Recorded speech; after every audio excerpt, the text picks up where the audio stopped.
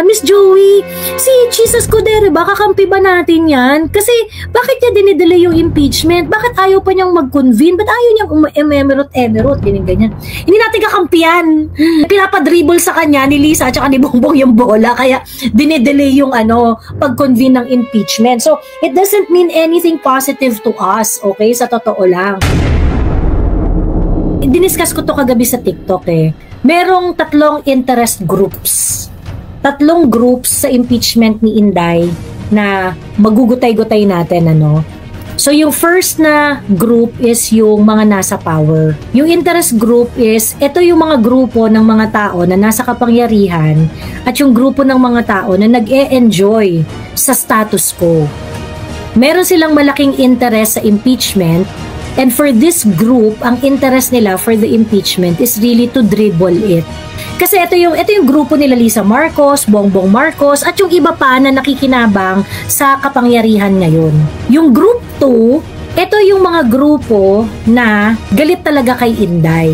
Either galit sila dahil sila yung pinagamitan ng confidential funds ni Inday, or galit sila because nakikita nila si Inday na dapat ay mawala na sa face of Philippine politics. Kasi nakikita nila si Inday as sagabal. Okay?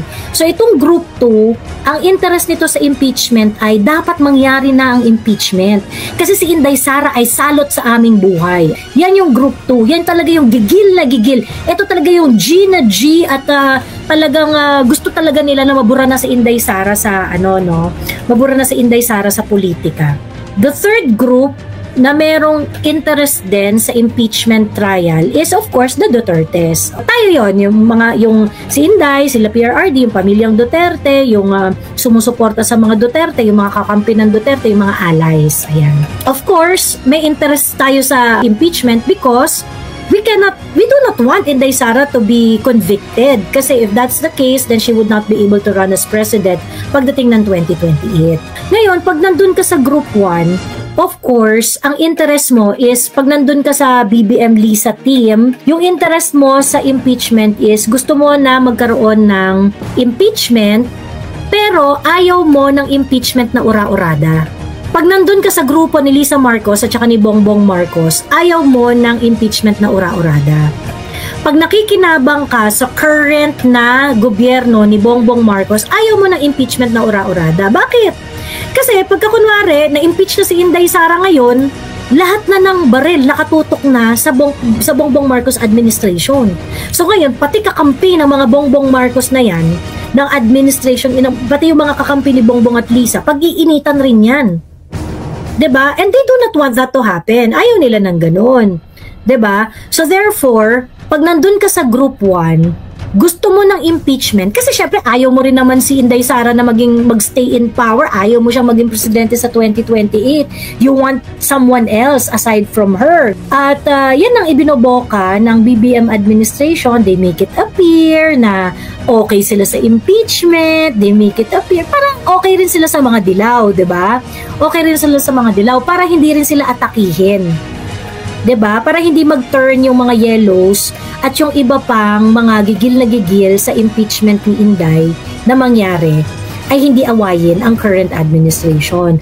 Nandun ka sa group 1 at gusto niyang i-impeach si Inday, ang optimum sa kanya na time na impeach si Inday is yung towards the end na ng 2020 ng term ni Bongbong Marcos. So 2006 na dapat yan simulan. Para kung sakaling ma-impeach si Inday, konti na lang yung time ng mga yellow pinks na tirahin sila. Mami-minimize yung damage para sa group 1. So kaya may nagtatanong nga sa akin, Miss Joey, si Jesus Escudero ba, kakampi ba natin yan? Kasi bakit niya dinidelay yung impeachment? Bakit ayaw pa niyang mag-convene? Ba't ayaw niyang emerot, ganyan. Hindi natin kakampiyan.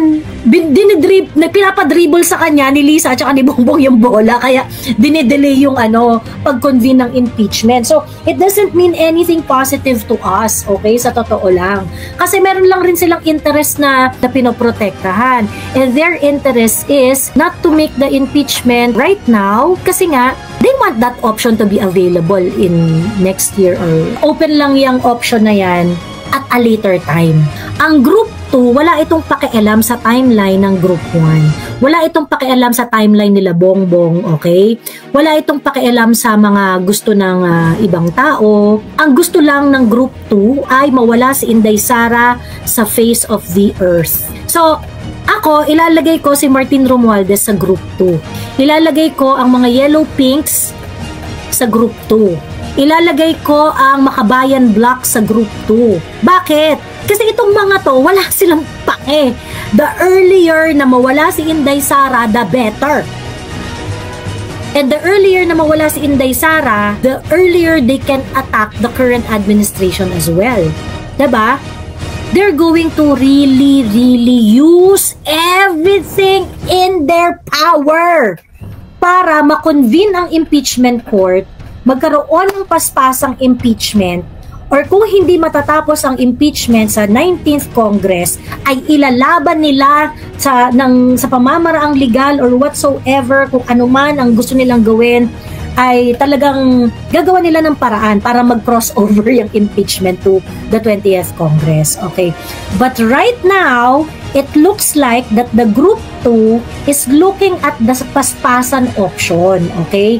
Kasi nga naman, kapag kinary over ang impeachment from this moment, from the 19th Congress to the 20th Congress, there would be a lot of constitutional questions that will come with it.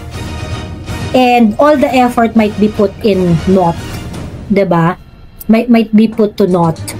So, walang mapapala. Kapag nagkaroon ng impeachment trial, bloodbath ito malala. Ready si Inday dyan.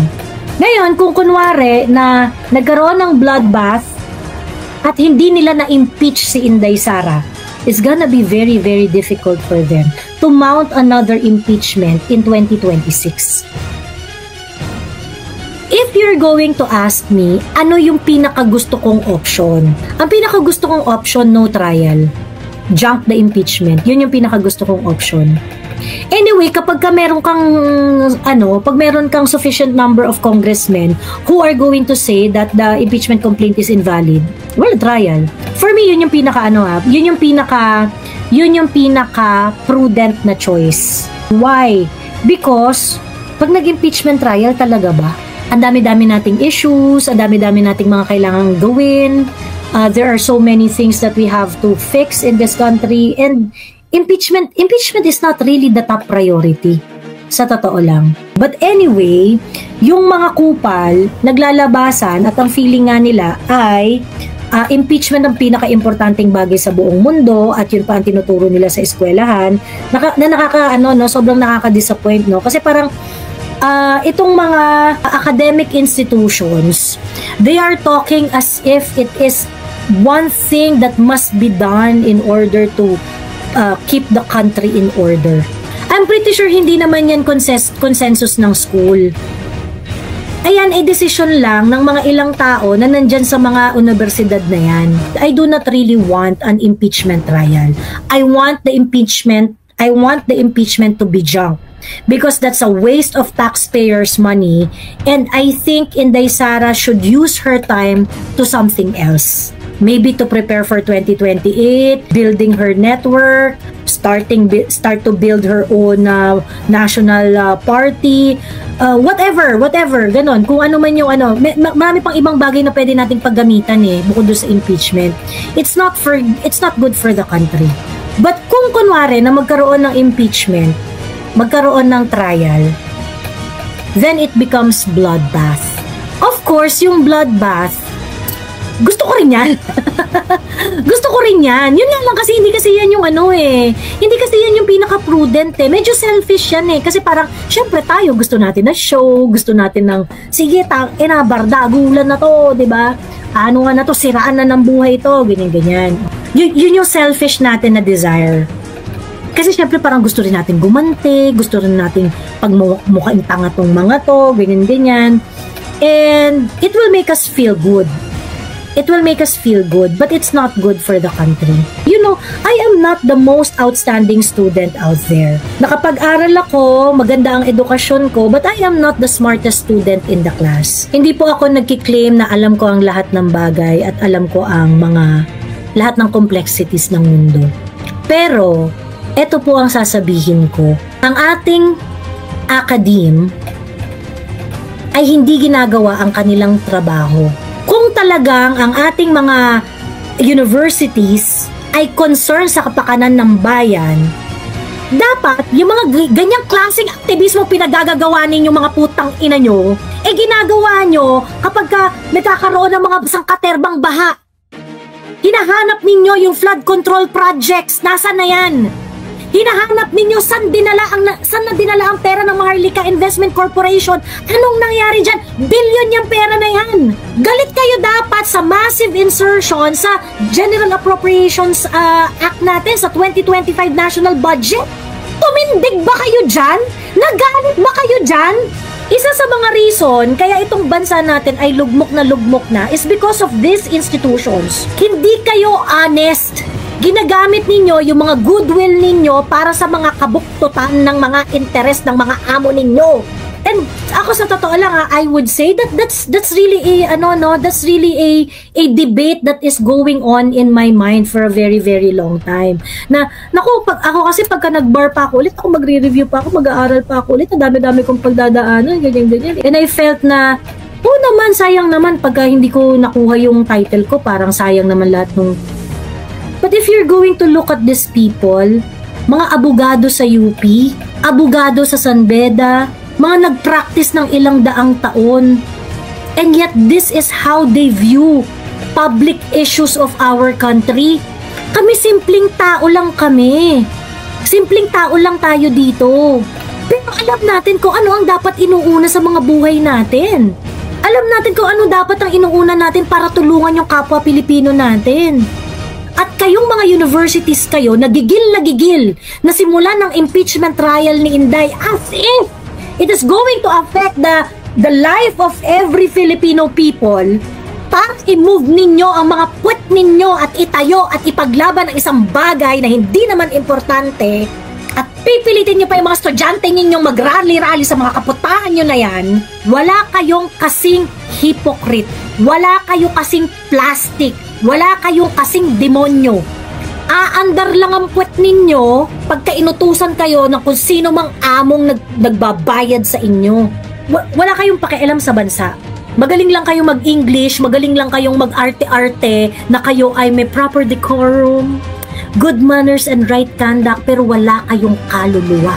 Wala kayong pakialam sa buhay ng mga mahihirap na Pilipino.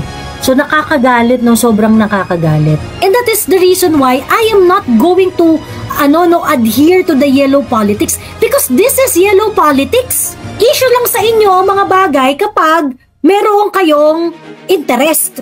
Wala kayong prinsipyo. Ang yellow politics is just about getting the power back. Yellow politics is just about clinging to power. True. Ito ay nakakatawa. The impeachment is talking about the 125 million confidential funds.